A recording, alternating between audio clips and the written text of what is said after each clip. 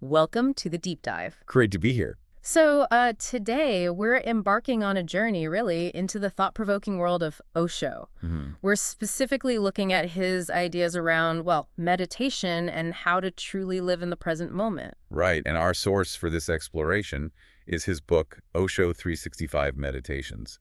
It's quite a collection. It really is, offers a wealth of daily reflections. And when you delve deeper, they reveal a powerful, sometimes quite unique understanding of our inner selves and our place in the grand scheme of things. Exactly. And for you listening, maybe you're facing a challenge right now or perhaps seeking a clearer understanding of your own mind. Or maybe just curiosity, right? Which is always a good thing. Absolutely. Our goal today is really to cut through some of the complexity and extract the core insights from Osho's teachings. Get to the heart of it. Yeah, get to the heart of his concepts on meditation, consciousness, and navigating life with more awareness and maybe, hopefully, a bit more joy. Sounds good. So let's just jump right in. Osho's view on meditation.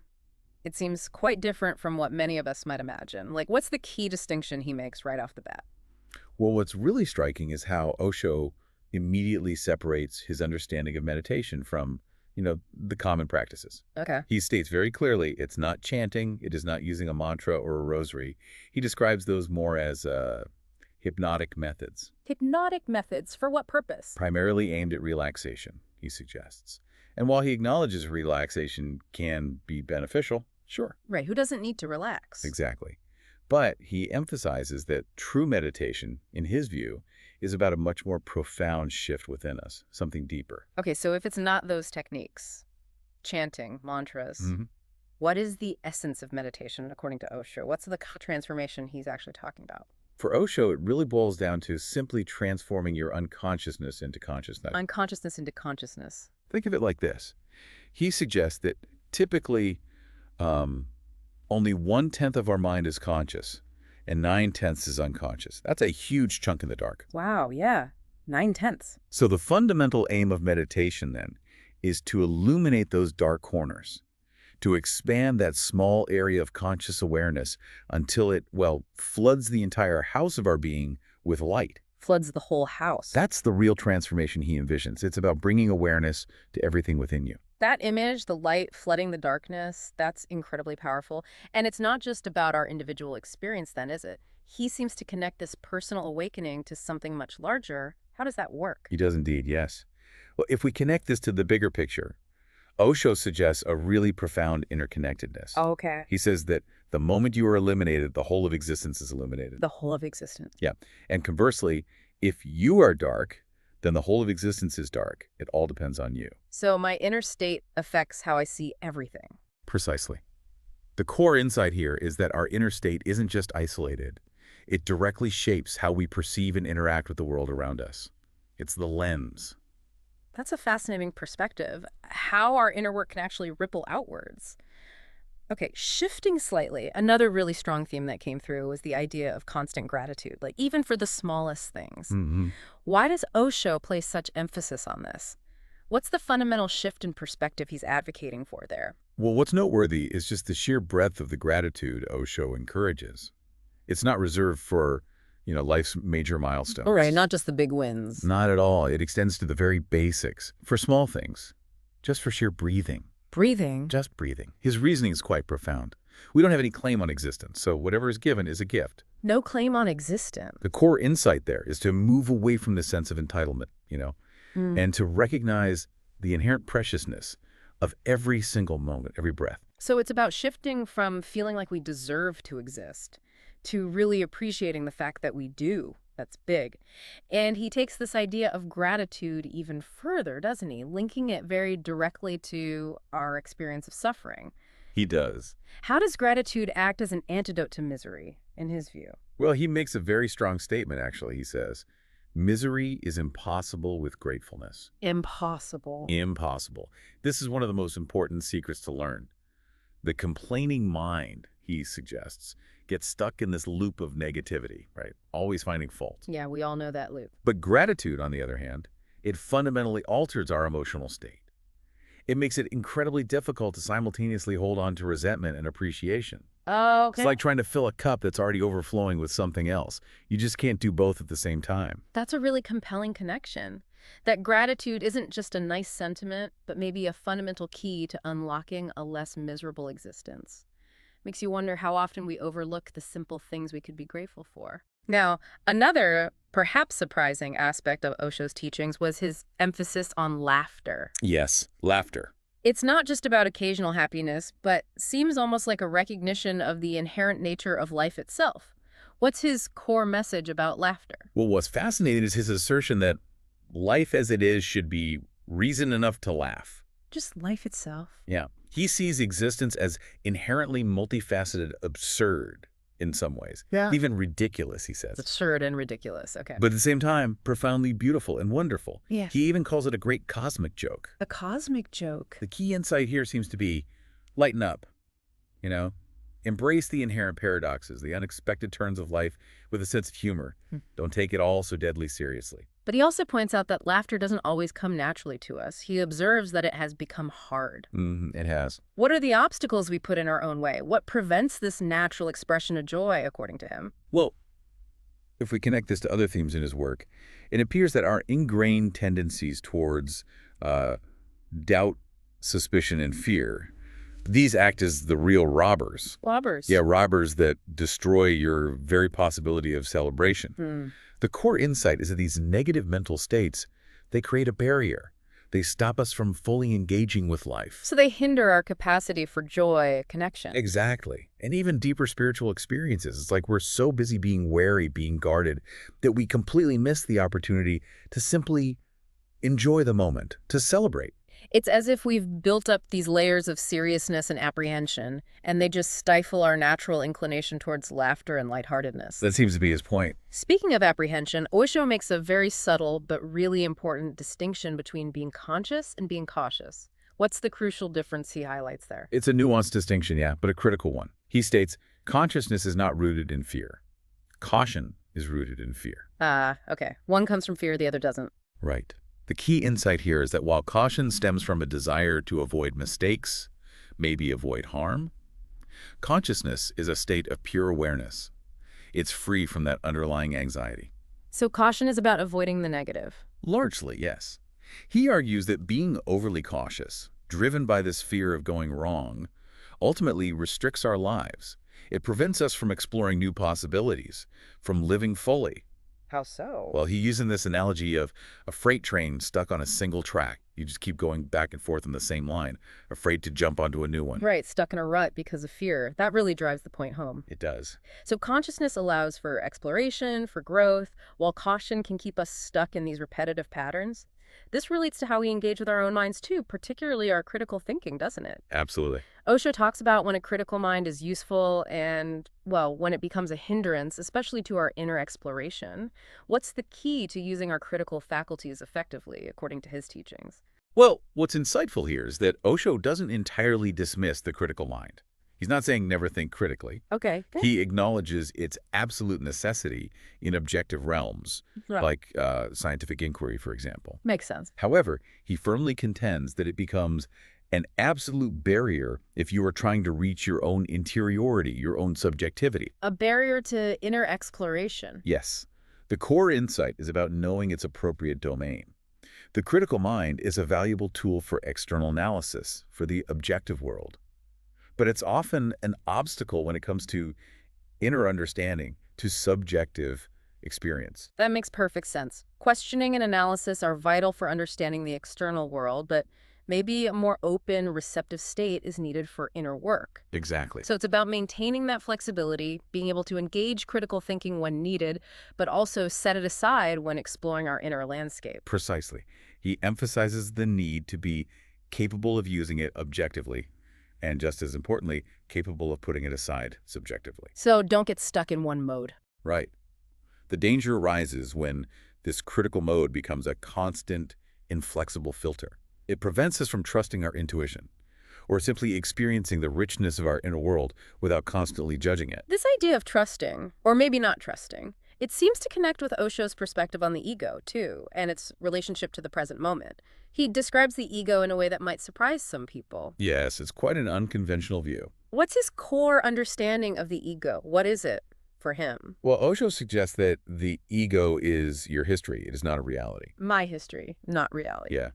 It's the accumulated baggage of past experiences, identifications, beliefs, all the stuff we carry around. And this baggage, he says, prevents us from fully immersing ourselves in the present. How does it prevent that? He uses the joy of orgasm as a potent example. Okay. He describes it as a moment where the ego temporarily dissolves. You are utterly here now, completely present, free from past thoughts, free from your usual identity. Ah, a moment of pure presence. Exactly. So the key insight is that the ego isn't some fixed entity, some solid thing. It's more like a collection of memories, a pattern of thought that obstructs our direct experience of reality right now. So the ego is essentially our mental baggage. It keeps us tethered to the past, preventing us from experiencing the pure, unadulterated present. That's a good way to put it. But he suggests that this state of pure presence, being utterly here now, is actually our natural state, one that just gets constantly interrupted. Precisely. He explains that, again, the ego comes in, the past enters and encroaches on the present. Again, history starts functioning and you stop functioning. We stop functioning. Meaning we stop being truly present, truly alive. This constant tug of war between our historical ego and the immediacy of the present moment. That's a central conflict in his teachings. So the more I identify with my past, The less you are truly alive in the present. That's the core insight. The ego keeps pulling you back. and it's not just our individual past, is it? It's also the broader societal conditioning that seems to weigh us down, particularly that pervasive feeling of guilt. Oh, absolutely. Guilt is a huge one for him. How does Osho view the impact of societal conditioning on our sense of self and our ability to live authentically? Well, what's significant is his critique of how societal structures, institutions, how they condition us into specific roles and behaviors Based on what? based on external judgments of right and wrong. Mm-hmm. Often, he argues, at the expense of our own inner desires, our own authentic selves. Right. We learn what's good and bad from outside. Exactly. He points out how we're labeled and judged according to these external standards, and this leads to a deep sense of guilt, a disconnect from our own inner compass. So we feel bad for not fitting the mold or for wanting something different. Pretty much. The key insight is that much of what we consider right or wrong is culturally imposed. It's not inherent truth. And this can create these unnecessary burdens of guilt, hindering our ability to live freely and authentically. It's as if we're constantly seeking external validation, just living according to a script written by others, feeling guilty if we deviate. That's a very common trap, he suggests. So what's Osho's proposed path towards breaking free? How do we escape this conditioning and the guilt that comes with it? He encourages a fundamental shift in perspective. He urges us to move into a new light, into a new consciousness, where you can unguilt yourself. Unguilt yourself. I like that. Yeah. This act of releasing self-imposed guilt, of really questioning those deeply ingrained societal messages, he presents that as a crucial step towards a more authentic and conscious way of being. So questioning the rules, letting go of the guilt. The core insight is that true freedom comes from within, from questioning and releasing the guilt that society, parents, religion, whatever, has imposed upon us. This idea of shifting into a new consciousness, it resonates with another concept Osho explores, flexibility. He uses a very relatable analogy for this, doesn't he? He does, a very fundamental one. What's that connection he makes? He uses the simple, essential act of breathing, the natural rhythm of expansion and shrinking. Inhale, exhale. Exactly. He uses that to illustrate the vital necessity of flexibility in all aspects of life. Just as we need to inhale and exhale, we need to be able to move between activity and rest, engagement and withdrawal. We need both expansion and contraction. So rigidity is like holding your breath. In a way, yes. Interestingly, he even links fear directly to shallow, restricted breathing, suggesting our physical state can mirror our emotional state. If you're scared, you often breathe shallowly. That's true. So the core insight is that rigidity, both physical and mental, limits our ability to fully experience life, while flexibility allows us to adapt, to flow, to breathe deeply, literally and metaphorically. That's a powerful way to visualize it, our breath as a metaphor for our capacity to embrace life's ebbs and flows. And he also delves into the nuances of fear itself, distinguishing between different types. Yes, he does. What's the key difference he points out, and why is that significant? Well, he makes a distinction between what he calls ordinary fear, which has a clear, identifiable cause, fear of the snake, fear of losing your job. Right, something specific. Yes. And then there's a more pervasive special fear. And this is unsettling precisely because it seems to have no reason at all. It's just there. Free-floating anxiety. Kind of. He notes that our minds naturally seek explanations for fear. We want to know why we're afraid. So when there's no apparent threat, this anxiety that doesn't seem attached to anything can be particularly disturbing and difficult to address. Because you can't fix what you can't identify. Exactly. The core insight is that not all fear is a rational response to a specific threat. Sometimes it's a more generalized anxiety stemming from deeper, often unconscious sources. It's like a background hum of unease. Harder to manage because you can't pinpoint its origin. Okay, shifting gears slightly here. Osho touches on this seemingly counterintuitive idea of embracing ignorance, Ah, yes, ignorance. which sounds bad. But what's his perspective? How can ignorance possibly be a valuable state? Well, what's truly fascinating is his concept of ultimate ignorance. Not just not knowing something specific, but a deep recognition of the vastness of the unknown. Okay. He suggests that once we truly recognize how much we don't know and can't know, we can actually find a sense of rest in it. Rest in ignorance. Yes, it becomes beautiful and relaxing, he says, Mhm. because the constant pressure to know everything, to have all the answers, it just dissolves. So letting go of the need to know. Pretty much, Yeah. as he puts it, then there is nowhere to go. There is nothing to be known because nothing can be known in its entirety. The core insight is that surrendering to the mystery of existence, accepting the inherent limitations of our knowledge, can bring a profound sense of peace.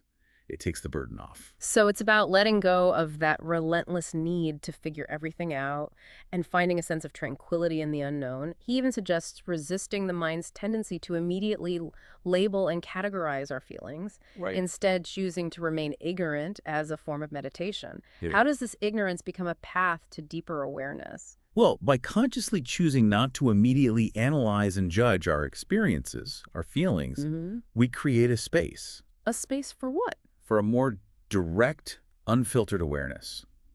We allow ourselves to simply feel what is without the interference of the constantly interpreting, categorizing mind. Just be with the feeling itself. Exactly. This state of ignorance, in Osho's view, is profoundly meditative because it allows us to connect with our experiences on a more fundamental level, beyond the limitations of our intellectual understanding, just being with what is. Okay, that's a lot to think about there. We've touched on meditation as consciousness, gratitude, laughter, consciousness versus caution, the critical mind, the ego, conditioning, flexibility, fear, ignorance. It's a rich tapestry of ideas. It really is. He also talks about transforming anger, doesn't he? Not just suppressing it, but changing it. Yes, shifting it. He suggests channeling the energy of anger into creativity. Instead of destroying, create. It's the same energy, just redirected. Interesting. And what about inner conflict, that feeling of being divided against yourself? He points out how judging ourselves creates this inner division, like having a top dog and an underdog inside, always fighting. The inner critic versus the rest of us. Something like that. He shares a Zen saying, sitting, just sit. Walking, just walk. Above all, don't wobble. Meaning, be fully present in the action without that inner split or wavering. Don't wobble. I like that. It speaks to being wholehearted, which maybe connects to another fear. He mentions the fear of giving fully, like in relationship. Exactly, that common fear of holding back, believing that if you give your all, you'll be left with nothing. He challenges that, especially regarding love. Okay, we'll definitely circle back to love. What about moods? Happiness, unhappiness. Are they just random or caused by external things? He emphasizes that happiness and unhappiness are primarily internal moods, actually not that dependent on external circumstances, contrary to what we usually think. So it's coming from inside. Largely, yes. Yeah. He says moods depend on unawareness. If you become aware, you can watch them without identifying with them, see them rise and fall like weather, without being the weather. But Watching without identification. That sounds like meditation again. it's a core practice. And he warns about the danger of clinging to happiness and rejecting unhappiness. Why is that dangerous? Don't we all want to be happy? Of course, but the desperate clinging to one and frantic rejection of the other creates unconscious tension and implications. Yeah. It sets up an inner battle. He suggests a more accepting, watchful stance towards both. Acceptance.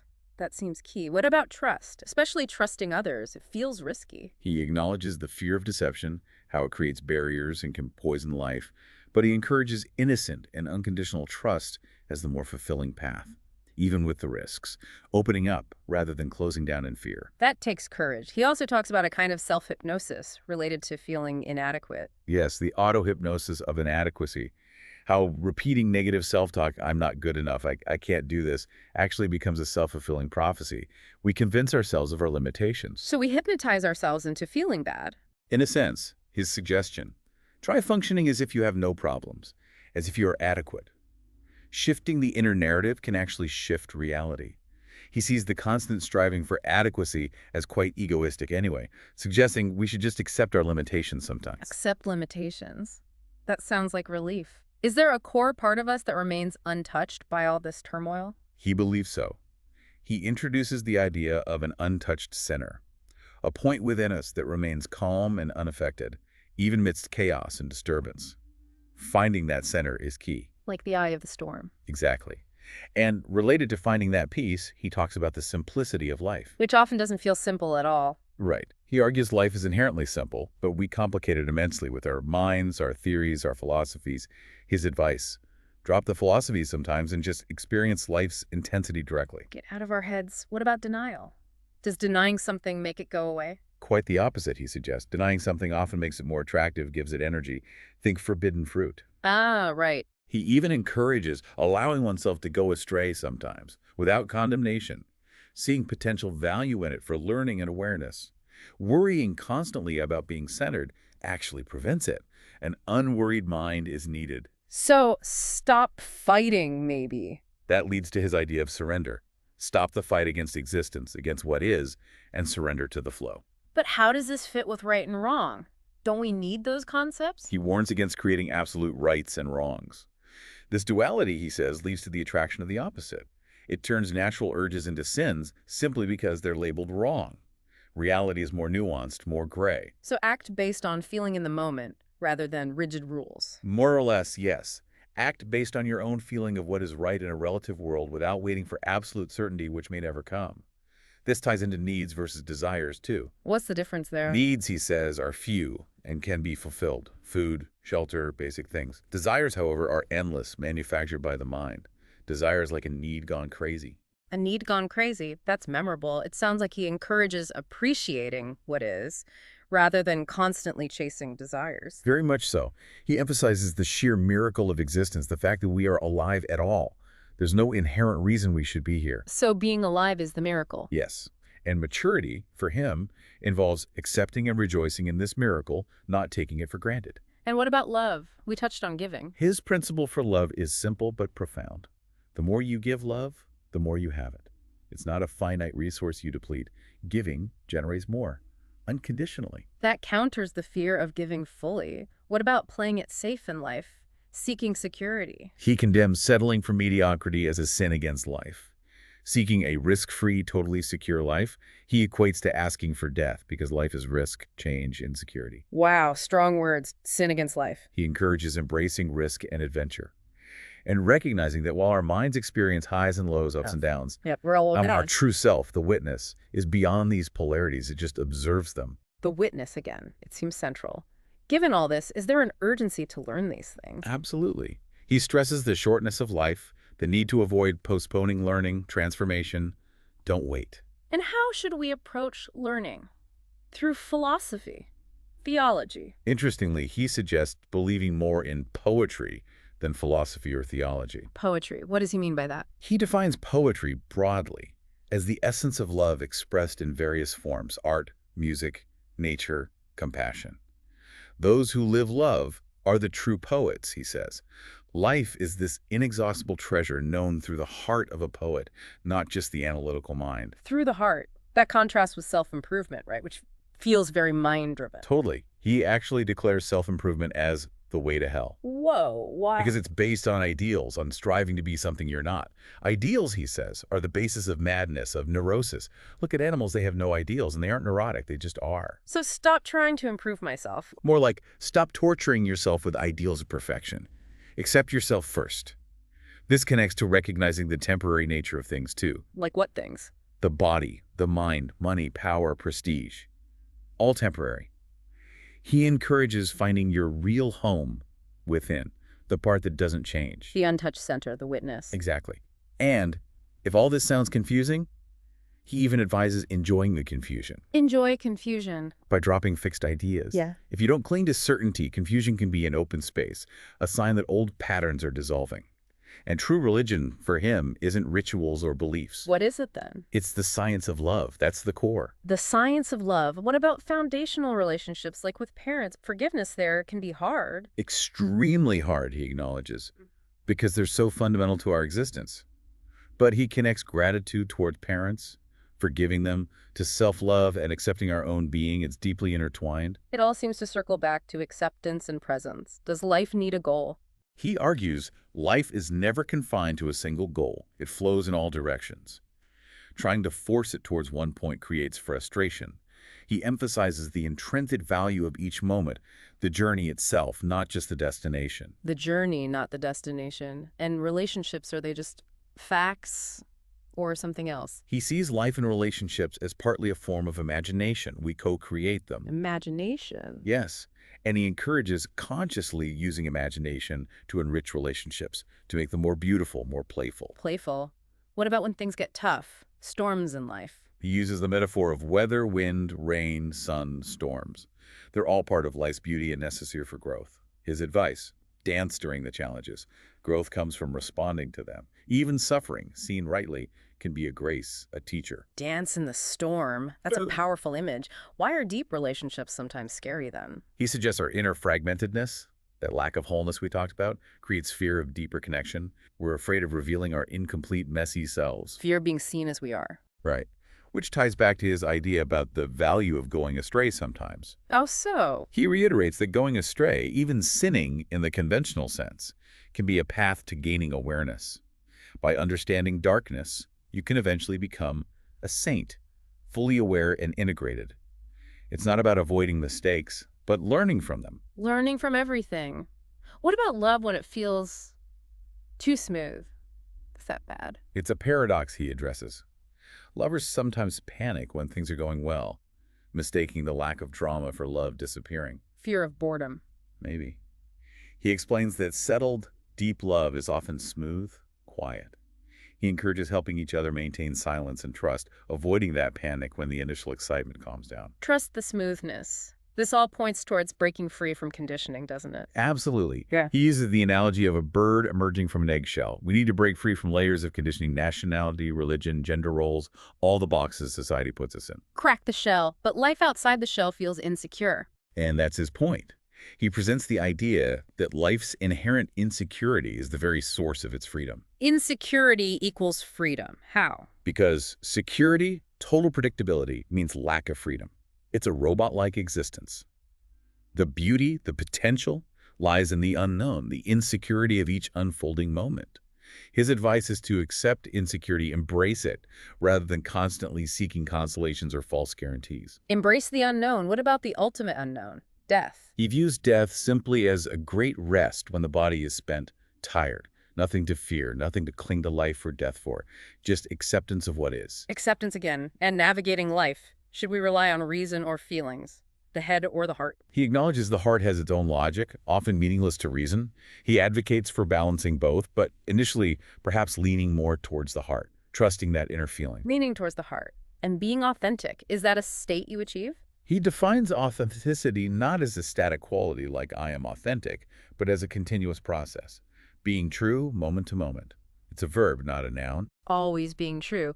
What about those moments of illumination, Satori? Do we need to hold on to them? He discusses the fleeting nature of story, those glimpses of enlightenment.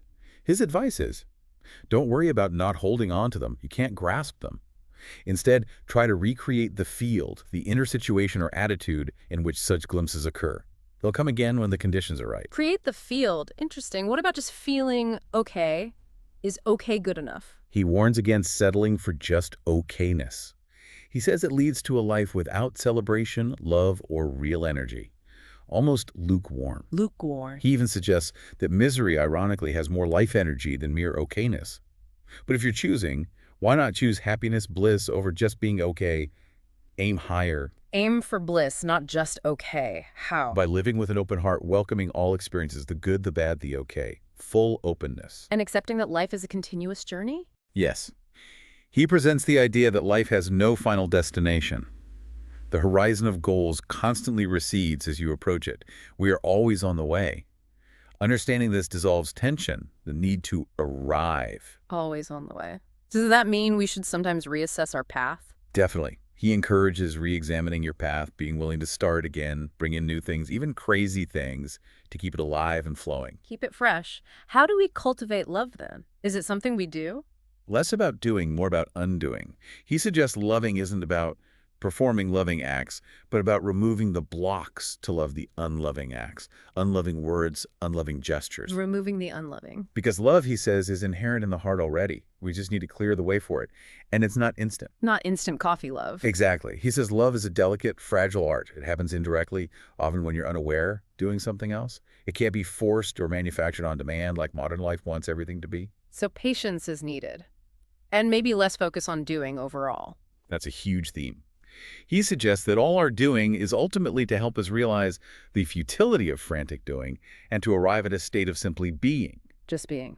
And the present moment, is that all there is? For OSHO, yes. When you don't seek, when you're not lost in past or future, the present moment is the only reality. This makes postponing happiness impossible. Why wait if now is all there is? How can you postpone if now is it? Right. What about worship, temples, rituals? True worship, for him, is simply being blissful wherever you are, creating a temple of your own joyful energy. Temple rituals can be superficial compared to that inner state.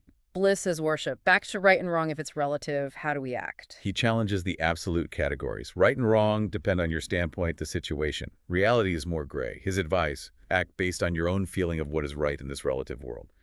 Don't wait for absolute certainty. Trust your awareness in the moment. Trust my awareness. Should I listen to others' advice? Listen. Yes, be open. Hear their viewpoints. Yeah. But always make your own decisions and take responsibility for them, even if you err. Learning comes from your own choices. Okay. What is choiceless awareness? That sounds paradoxical. It means watching thoughts without judgment or engagement, neither for them nor against them, just observing the stream without getting swept away. Even brief moments of this witnessing, he says, can be ecstatic. It's just watching. And simplicity, how do we find that? Simplicity comes from shifting from the cunning, complex mind to the simple heart. Living through the head leads to complexity, even insanity, he suggests. The heart is simple. Heart over head again. Is everything done consciously then, or does the unconscious play a role? He clarifies that some things need conscious effort, planning, but others, like love, poetry, creativity, arise more from the unconscious. The key is knowing when to put the fearful, controlling, conscious mind aside to allow life's deeper springs to flow. Let the springs flow. Does that mean just letting go completely sometimes? Yes, he advocates for moments of wild relaxation, just dropping all formalities, all control, and being completely loose and natural. Wild relaxation. I like the sound of that. What about strength? Is it just about being tough? True strength, he argues, involves both power and vulnerability. Being open, receptive, not just building walls. Methodologies that only build strength without openness are incomplete. Strength with vulnerability. And relationships, again, do they just happen? No, he emphasizes they require active participation. You have to create them, contribute to them. They don't just passively occur. Active creation. And he links meditation and love, right? Yes, like two wings of a bird. You need both. For complete spiritual growth, for flight, meditation brings awareness, love brings connection and warmth. One wing alone isn't enough. Two wings. And how should we approach love itself? As something to be cherished, tasted slowly, deeply, so that you become love, rather than just making love as an act. It's about embodying it. Becoming love. What hinders that? Maybe logic? Logic can be a hindrance, yes. He calls it a potential dictatorial force that can kill emotions, meaning the poetry of life, if it dominates everything. The tyranny of logic. What if I just feel low energy sometimes? Is that bad? Low energy isn't inherently wrong, he clarifies, unless it becomes total indifference. He uses the analogy of shouting versus whispering. Sometimes the whisper is more appropriate, more intimate. Low energy can be peaceful, quiet. It's not always a problem to be fixed. So it's okay to be quiet sometimes. What's our main duty then in life? He states it very simply. The sole responsibility is to be happy. Just be happy. That's it. That's the fundamental duty to yourself and, indirectly, to existence. And if you want to change the world, Yes. How do we do that? change yourself. You are your world in a sense. Yeah. Changing your attitude, your inner state, changes your reality. He contrasts this with politicians trying to change the world externally, which often fails, highlighting the power of inner transformation. Change myself to change my world. What about trying new things? It can be scary. He contrasts the comfort of repeating familiar skills with the fear, but also the thrill of doing something new for the first time. That's where aliveness is found, in that adventure, even with the fear. Aliveness in the new. He mentions love being a kind of madness and relates it to simplicity. Yes, he declares that only fools, those who don't calculate, who aren't overly logical, truly know love, because it is a kind of wonderful madness. He references Lao Tzu appearing stupid to the calculating mind because he lives simply putting the mind aside. The wisdom of foolishness. Does this mean we should drop beliefs about our limitations? Absolutely. Believing in limitations creates them, he argues. He encourages functioning as if we are unlimited beings. He uses an analogy of gypsy children taught they couldn't leave a magic circle drawn on the ground, a purely self-imposed limitation. So our limits are often self-imposed. What's the relationship between love and sex then? He describes love as higher and deeper than sex.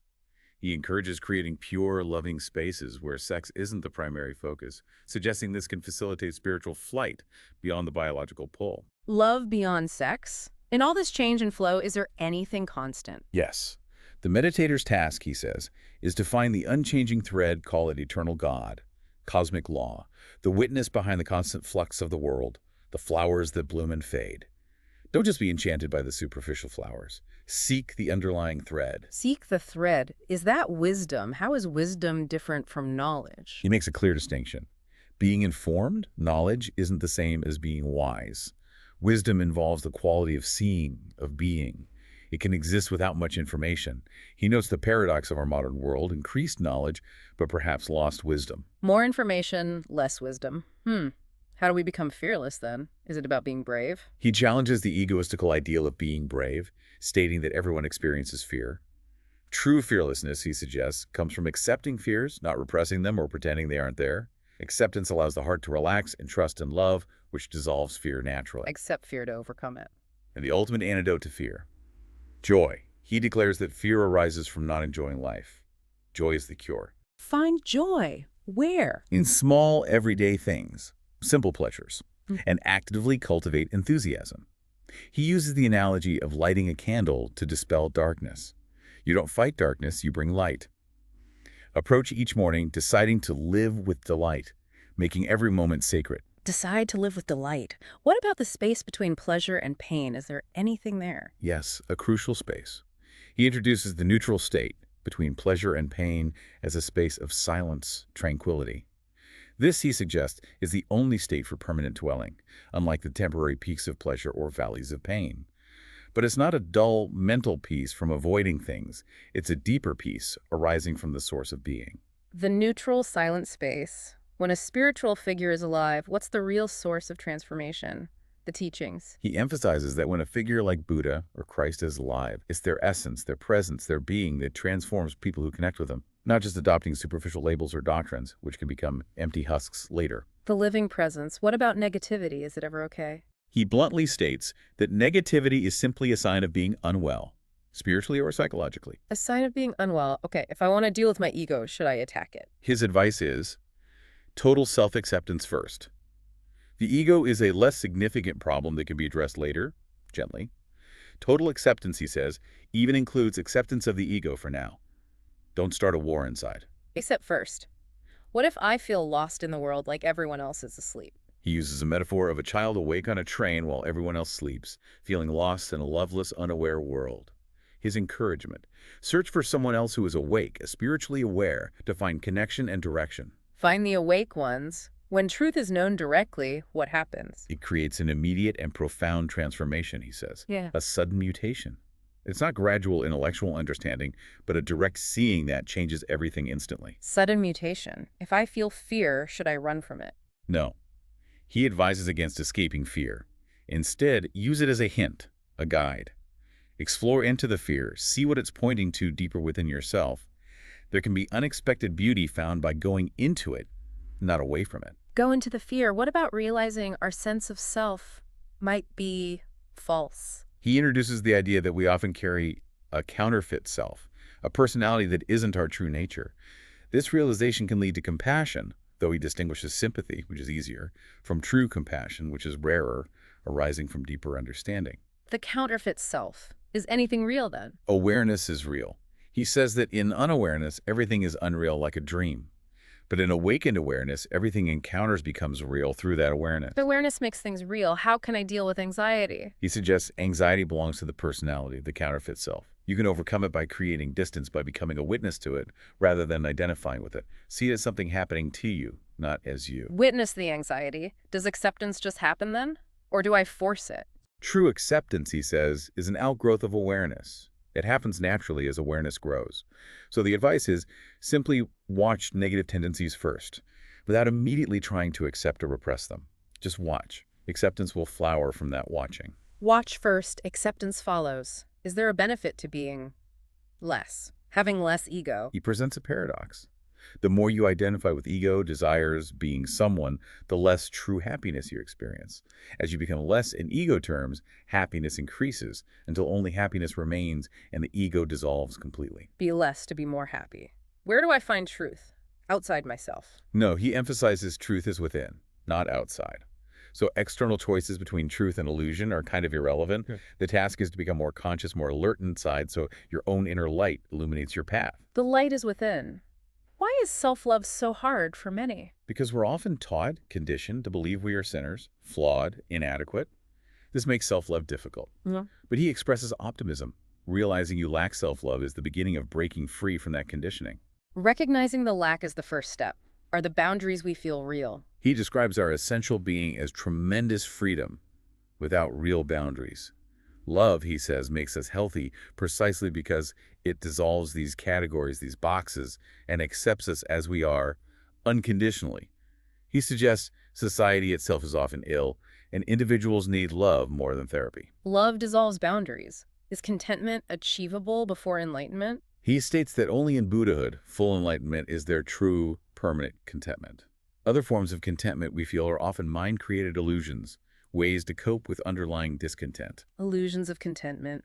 When we love, should we love equals? Or He advises loving something higher than yourself, something greater that you cannot control or possess. Loving something inferior fulfills the ego, but leads to negative outcomes. Loving something greater leads to ego disappearance, to surrender and growth. love something higher. How do I get out of my head and into my heart more? By shifting energy. Move Yeah. energy away from fighting thoughts in the head and towards heart-centered activities. Singing, loving, reading poetry, dancing, connecting with nature, feeling. More feeling, less thinking. What about bliss? Is it logical? He describes the ocean of bliss as having only one shore, the shore you leave from, not one you arrive at. This is illogical, he points out, indicating that those two attached to logic cannot reach it. It transcends reason. Beyond logic. If I need to criticize, how should I do it? His advice is simple. Criticism should always be accompanied by a positive alternative. Don't just tear down, suggest a better way. Be constructive. Constructive criticism. What about nightmares? Are they just random? He sees nightmares as the unconscious shouting when we act against our true nature. They're urgent messages. Come back to yourself. He encourages befriending dreams to align the conscious and unconscious. Dreams as messages. Why are people sometimes violent or defensive? He explains how the principle of attack is the best defense. Getting your punch in first leads to an inherently violent, defensive nature, born out of fear. Defensiveness from fear.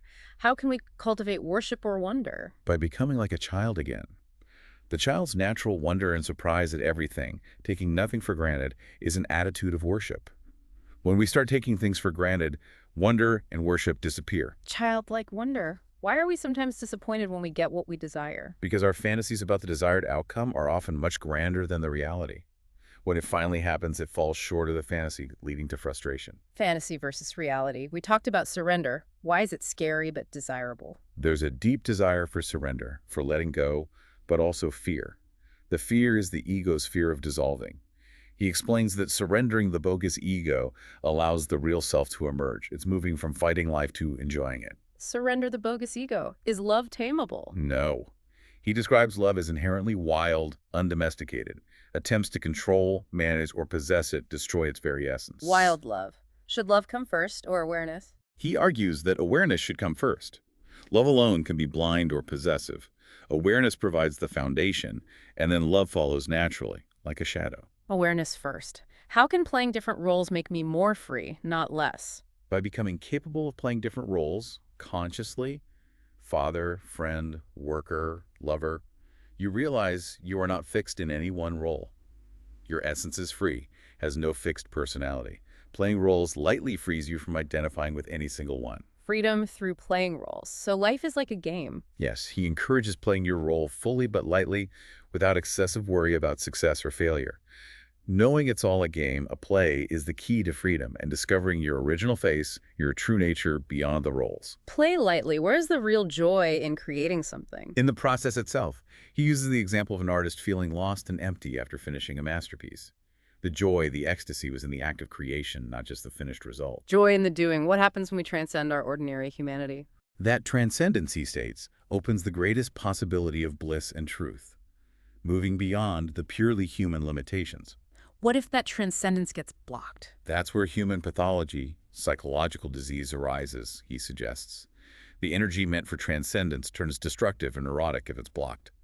He describes creative people as potentially dangerous if their creativity is suppressed. Blocked creativity is dangerous. What's the highest ambition then? To bloom. He sees each human as having the potential to bloom in love. When that ambition is realized, there is fulfillment, bliss. Bloom in love. Does creativity require remembering the past? No, often the opposite. Artists, he says, need to completely forget past work to create something truly new, fresh, unburdened by previous success or style. Forget the past to create a new. We talked about the heart. Is it small? He uses a beautiful image. Yeah. The head is small, contained within you, but you're just a tiny spot within the vast, immense heart. He acknowledges the fear of getting lost in the heart's mystery, its vastness. Lost in the heart's vastness. Should we compare ourselves to others? No. He uses the analogy of different flowers, roses, lotuses. Each is unique, beautiful in its own way. Superficial comparisons miss the point and cause unnecessary suffering. Appreciate uniqueness. I appreciate uniqueness. What about those neutral points between ups and downs? Are they just boring? They can feel frightening initially, like a void. But he highlights the immense potential for self-insight found in that neutral point, in the silence between the opposites. Insight in the neutral. How can language help or hinder connection? He advises using affectionate, loving language to avoid arguments. Become a connoisseur of words, consciously dropping those that bring misery, and using those that foster love and understanding. Connoisseur of words. Should we always put words to experiences? He encourages living experiences without immediately labeling them with words. Feel first, understand later. Words can limit or distort the raw experience. Experience without words. Are religious doctrines essential? He sees them as largely non-essential, often just arbitrary props or frameworks for methods of awakening. The method might be useful, but the doctrine itself isn't the core truth. Props to methods. What's the absolute core of meditation then? He defines it as simply being aware of just this present moment, this sensation, this thought, without judgment or comparison. The mind lives in past and future. Meditation resides in the no mind of the present. Just this. Just this. Is therapy the final answer?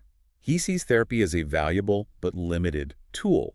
It prepares the ground, deals with gross disturbances, but the real work, the deeper spiritual growth, happens beyond therapy. Therapy as preparation is saying no, always bad, ego-driven. He explains that many no's are ego-driven, defensive, and easily dropped. But the essential no, the one that comes from your core being, should be rare, perhaps hesitant. It represents a kind of depth to something, so it shouldn't be casual. The essential no. Why do people want to dominate others? It usually arises from feeling inferior and insecure within themselves. The urge to dominate is a compensation. He tells an anecdote about a blind man who didn't need to prove anything true. Superiority doesn't need to assert itself aggressively. Domination from inferiority. What if I feel foolish sometimes? That's a rare moment of wisdom. He says only fools believe they are wise. Recognizing your own foolishness is a sign of intelligence and humility starting to dawn. Wisdom in feeling foolish. Who am I responsible to, ultimately? Primarily to yourself, to your own being, your own truth. Even if it means not fulfilling others' expectations or projections onto you, your first responsibility is inner authenticity. Responsibility to self. Does life automatically become a song? It has the potential to be a song, he says, but it's not inevitable. It needs to be actualized through deeper consciousness, awareness, love. Otherwise, it can remain just noise or silence. Make life a song. In relationships, do we need space? Yes. He advocates for maintaining individual inner space, even in deep intimacy. This preserves joy, longing, passion in the meetings. Too much merging can lead to boredom or conflict. Togetherness needs aloneness to stay fresh. Space keeps it fresh. If I feel inner pressure, how can I meditate? Before sitting, he suggests practices to release pressure. View the world as a dream. Remember the impermanence of everything. See yourself as just a witness to the mind's drama. These can create detachment. Release pressure first. Is becoming a meditator quick? No. He emphasizes it's a significant responsibility and a slow growth process. Requires patience. Avoid high expectations or seeking quick results. It unfolds gradually. Slow growth. How can I feel more grounded? He offers a simple technique. Feel more in your feet.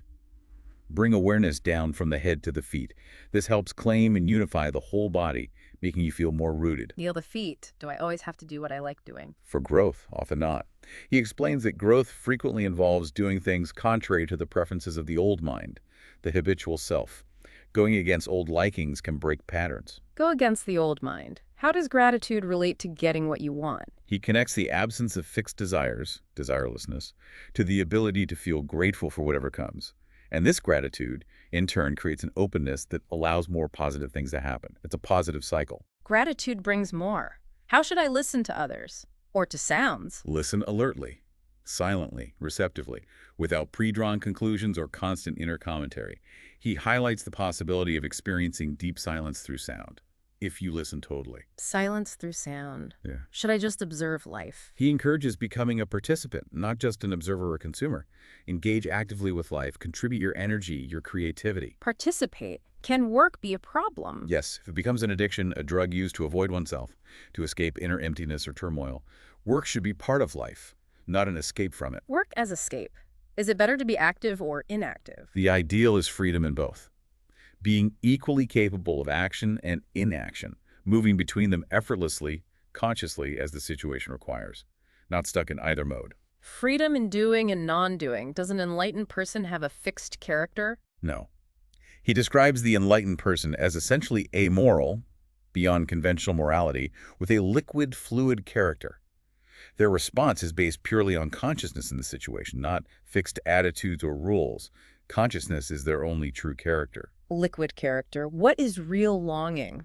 He defines longing not as casual wishing, but as a desire for which one is ready to risk everything, a total commitment of energy towards transformation or the divine. Total commitment. Is hesitation always bad? Indecisive? He presents hesitation as potentially a sign of wisdom, of consciousness. The stupid person acts without thinking. Hesitation can mean you are considering deeply before acting. Hesitation as wisdom. Why do I feel restless sometimes? He suggests modern life often results in surplus, unused energy. If this energy isn't channeled constructively through activities, creativity, meditation, it can turn into restlessness, anxiety, or destructive behavior. Use the surplus energy. How do I deal with old habits I don't like? Watch them aloofly. Observe them without identification, as if they belong to someone else.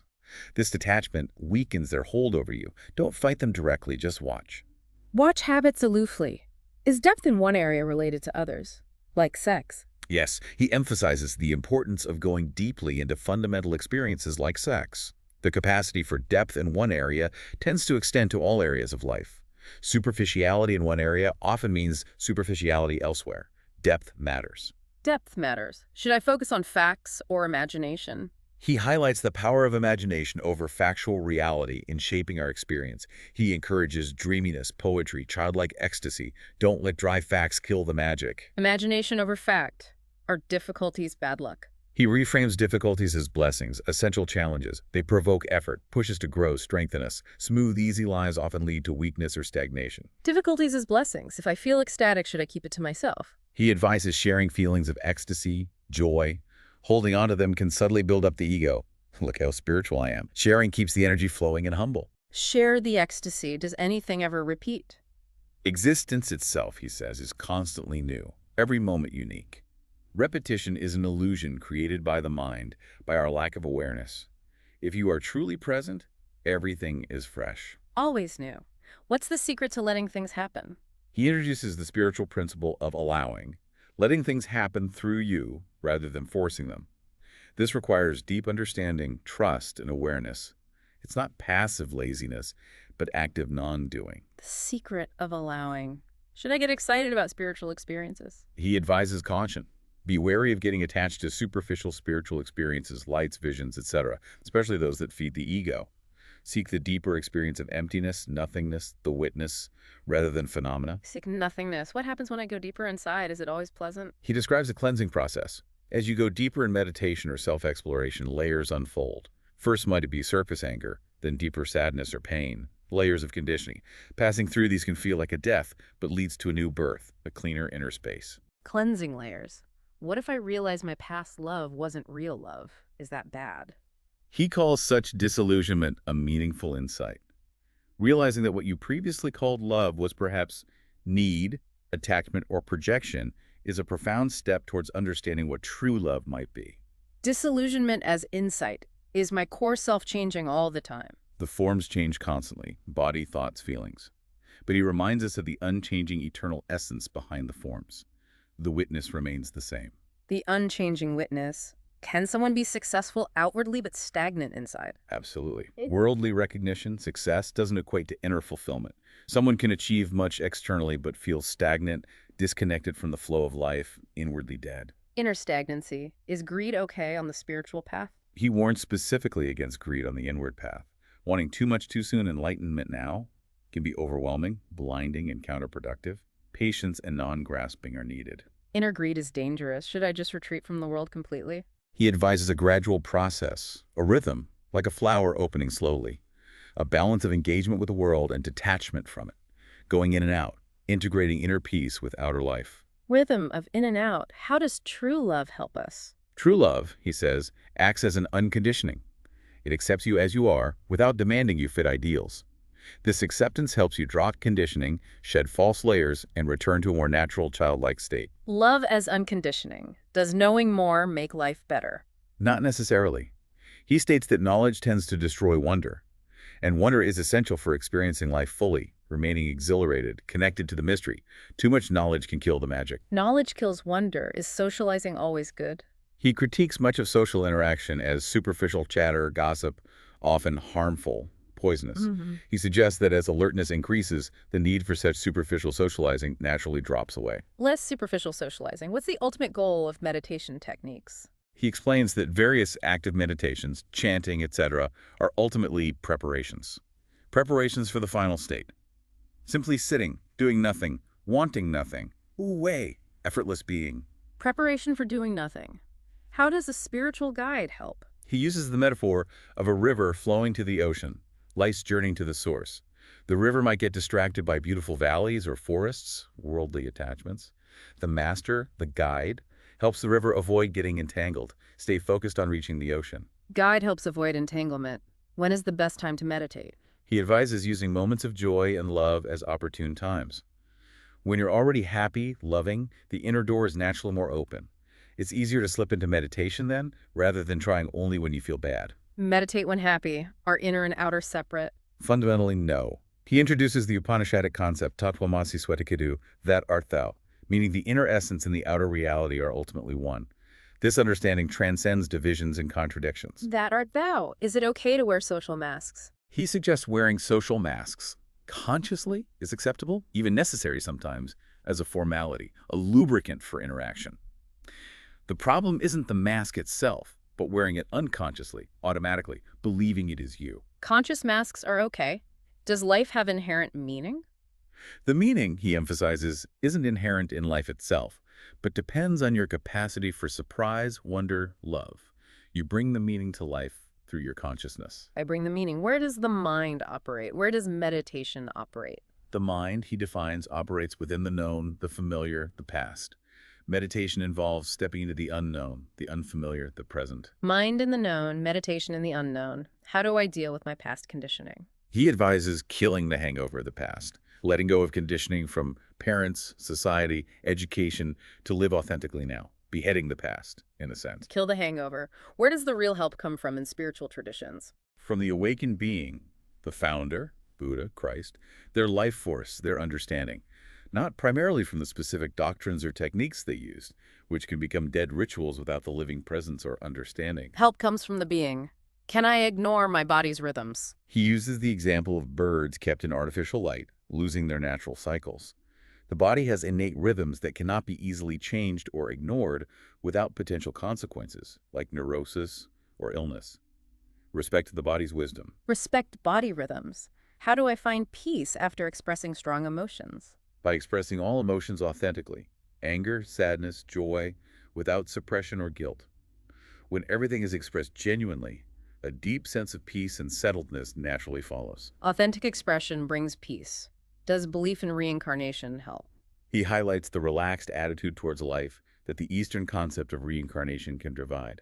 Whether it's literally true or not, the perspective of having many lives can produce pressure and anxiety about this one life. Relaxed attitude is just watching passively enough in meditation. He critiques purely passive forms of meditation, just watching, as potentially lacking in bliss or joy. He encourages using silence actively as a path to joy, not just emptiness. Active silence. Are human hearts very different? He emphasizes the fundamental similarity of all human hearts beneath the surface differences. Encouraging openness and connection based on this shared humanity fosters love. Same human heart. Is truth invented or discovered? Philosophers invent theories, he says. But truth is already present, inherent in existence. It needs to be uncovered, discovered through awareness, not intellectually invented. Discover truth. Do different times of day have different spiritual energies? Yes, he connects morning, rising energy with opportunities to reach spiritual heights, and evening, setting energy, with opportunities to reach spiritual depths. Aligning with these natural cycles can help. Morning heights, evening depths. What does inner silence feel like? He describes the feeling of utter silence and stillness in the mind as being like finding an inner mountain peak. Cool, silent, unmoving like snow-capped Himalayas. Inner mountain. How do I cultivate silence? By recognizing and cherishing moments of natural silence that occur spontaneously during the day. When silence happens, drop all activity. Just flow with it. Don't try to prolong it initially. Just notice and appreciate it. Cherish natural silence. Is silence just the absence of noise? No. He introduces the concept of unstruck music, an uncreated inner harmony, the sound of silence itself, and the outer harmony of existence. Humanity, he notes, is often out of tune with this cosmic music. Unstruck music. Should I pace myself in life? Conserve energy. He encourages living life with intensity, burning the torch from both ends. Even a single moment of total intensity, he argues, is more valuable than a long life lived in lukewarm mediocrity. Live totally. Too intensely, but doesn't seeking help me find things? He presents Lao Tzu's paradox. Seeking prevents finding, because seeking implies a belief that it's not already here, a belief in lack. If you drop the seeking, you realize it's already present. Seeking prevents finding. What stops us from seeing life's glory? The conditioned state of mind. The layers of beliefs, habits, judgments imposed by external influences create a barrier, a filter, that prevents us from experiencing life directly. Meditation aims to dismantle this conditioning. Dismantle conditioning. Is life just serious? He points out how society suppresses sex, death, and perhaps most of all the absurd. But the absurd, the ridiculous, is inherent in existence. Allowing laughter at the absurdity can be incredibly liberating. Embrace the absurd. Is all laughter good? He distinguishes between rejoicing laughter from genuine joy, wonder, and ridiculing laughter from judgment, superiority. The latter, he says, leads to emptiness and negativity. Rejoicing versus ridiculing. Is feeling guilty spiritual? No. He states that guilt is a product of the ego. It implies a false sense of control, I should have done differently, which ignores our helplessness within the vastness of existence. It's egoistic, not spiritual. Guilt is ego. What is real bravery? Conquering others. He redefines true bravery and mastery as inner conquest, mastering one's own instincts, desires, mind. External achievements pale in comparison to inner freedom. Inner mastery. Why do I sometimes avoid effort? Make excuses. He explains how the mind is clever at creating rationalizations for not striving, for staying comfortable. This leads to a self-fulfilling cycle of stagnation. I can't becomes, I won't try becomes, see, I couldn't. Mind's rationalizations. Is progress measured in time spent meditating? Depth over length. He emphasizes that spiritual progress is about the depth of experience in a single moment. Vertical movement, not the linear passage of time spent doing practices. Horizontal movement. One moment of deep awareness outweighs hours of distraction. Depth over length. How do I become wise? By thinking hard. Make way for wisdom, create space, silence the inner noise. Wisdom arises in that space. It's not generated by active thinking. Make way for wisdom. How do I know if I'm going sane? The first step toward sanity, he suggests, is realizing your own lunacy, your own neurotic patterns, your own irrationality. Recognizing the insanity is the beginning of sanity. Sanity and realizing insanity. Are happiness and misery forced on me? He emphasizes they are personal decisions, choices we make, often unconsciously. We choose how to respond to circumstances. We are responsible for our inner state. Happiness is a decision. How do I live in the present? By continually dying to the past, letting go moment by moment of what has gone, remain committed to the present by not clinging to yesterday. Dying to the past. Does prayer fit with meditation? Yes, he sees prayer as a natural outflow of deep meditation. As meditation deepens, prayer arises spontaneously. He encourages allowing any bodily sensations, movements, or feelings that come during prayer or meditation. Prayer flows from meditation. Will I eventually find the answer? He presents the idea that the mind seeks fixed answers, but ultimately there are only two states. The mind full of questions, or the mind empty in meditation where answers are irrelevant because the questions dissolve. Full mind or empty mind? Should I suppress negative emotions? No. Advise expressing both positive and negative emotions authentically.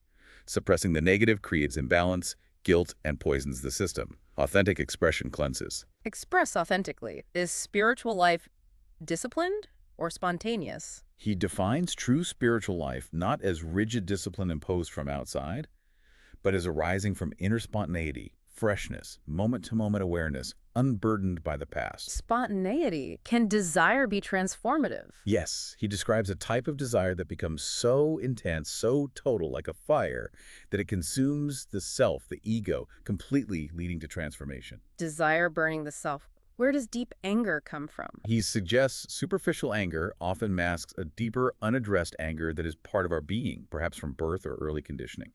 Addressing that root is key. Deeper source of anger. What happens when I release negativity? Releasing inner anger, hatred, jealousy allows inner treasures, love, compassion, silence to be revealed. They're already there, just covered up. Reveal inner treasures. As a parent, should I protect my children from all risks? He advocates for allowing children to grow in freedom, even with the inherent risks.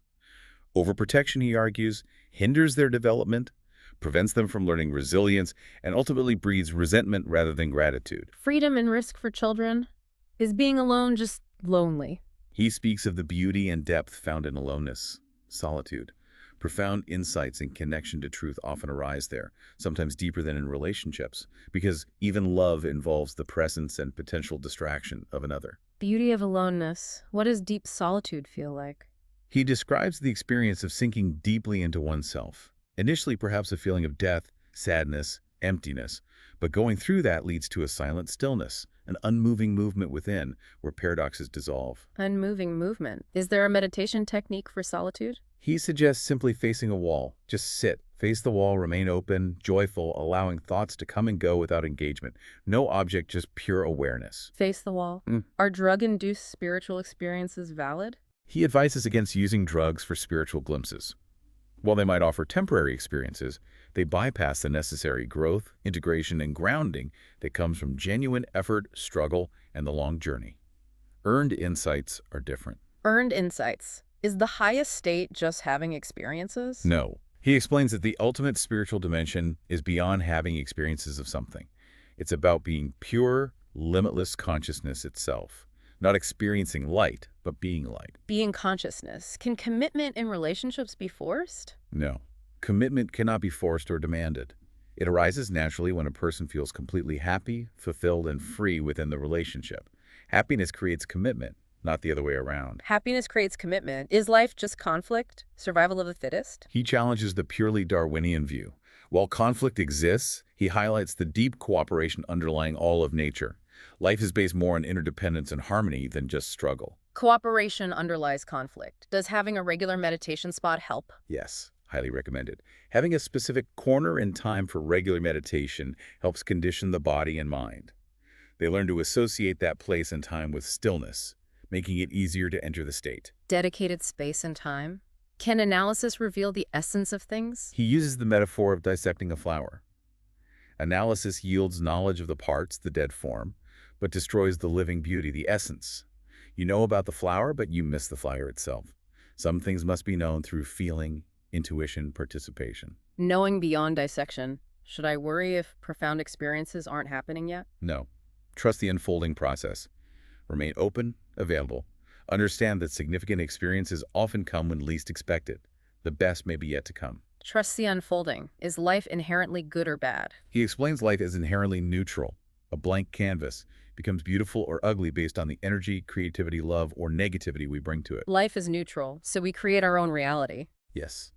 Beauty, ugliness, happiness, misery, these are largely our creations, the results of our actions, attitudes, perspectives. This is the essence of karma. We create our reality. Can music help spiritually? Great music, he describes, can shift our wavelength, tune us into a different reality. It can provide glimpses of universal harmony, total connection, peace, a gateway. Music as a gateway. What if I have contradictory experiences? Am I going crazy? He suggests truly contradictory experiences are often signs of reality, not madness. Imagination tends to be logical. Reality is vast enough to contain contradictions. Trust those paradoxical moments. Contradictions signal reality. Is creativity just a hobby? No, he states, creativity is essential food for personal growth. A lack of creativity leads to a kind of spiritual starvation, stagnation. We need to create to be fully alive. Creativity as essential food. How does creating connect us to the divine? By creating, we participate in God's being because God is the creator. Whether painting, gardening, writing, or just living creatively, we align ourselves with that divine creative force. Participating through creation. What's more important, the visible or invisible? The invisible, the mysterious, is far deeper and more significant than the visible, tangible world, he emphasizes. The roots are hidden, the source is unseen. Significance of the invisible. Should I dismiss strange occurrences? Remain open to the mysterious. Life is full of strange occurrences, knocks at the door from the unknown. Don't rationalize everything away. Be open to wonder. Open to the mysterious. How does one become a seeker? By absorbing the beauty and joy of existence, letting the overwhelming blessing of being alive sink in. That gratitude and wonder naturally turn one towards the source. Absorb the beauty. Should I aim for stability? Remain adventurous, flowing. Always be an explorer. Never become static or settled like a stagnant pond. Be like a flowing river, always moving towards the ocean. Remain flowing is the spiritual path towards madness. He asserts that humanity is already largely mad, lost in ego and illusion. The spiritual journey is towards sanity, towards wholeness, not further madness. Towards sanity. Did Osho have specific meditation methods for modern people? Yes, he developed what are known as active meditations. These often involve physical activity, catharsis, shaking, dancing, followed by silence, designed specifically to help modern people release stress and pent-up emotions, making it easier to access stillness afterwards. Active meditations. Okay. We've covered an immense amount of ground here. Indeed. From the nature of meditation as consciousness, the power of gratitude, laughter, conscious awareness over caution. Right, the fluidity of right and wrong, the ego, the present moment, breaking free from conditioning. Embracing the full spectrum of life, insecurity, ignorance, even going astray with openness and trust. It's a rich and challenging perspective. Absolutely. This deep dive, I really trust you'll agree, has offered a valuable shortcut into some truly profound insights. Hopefully some aha moments and practical ideas drawing straight from Osho's wisdom. Without feeling overwhelmed, hopefully. Exactly. So here's where it gets really interesting, something for you to perhaps take away. Consider just one area of your life where you might unknowingly be operating more from caution than from conscious awareness. Rooted in fear, maybe. What surprising new possibilities might open up if you dared to shift that perspective? If you chose to lean into awareness, into trust, rather than just caution. A powerful question to ponder. It's a thought to carry with you. Perhaps explore further on your own. Thank you for joining us for this deep dive. Thank you.